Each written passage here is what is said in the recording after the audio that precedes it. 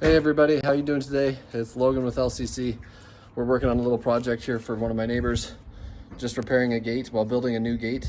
And if you come through, Tony's fixing her back step. The treads and everything are quite worn out. So, hey Tony, say hi to everybody, Tony. Hi, bud. So Tony's just taking off, we're replacing the top rails and the treads. You can see they're worn out there. So just a small project to fill a Friday morning.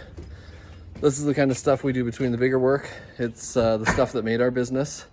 We started doing decks and fences years ago and have slowly crawled into the commercial space doing exterior work and carpentry work, as well as on the residential space doing higher end decks, custom decks, stuff made out of Fiberon, or Trex, or your other composites.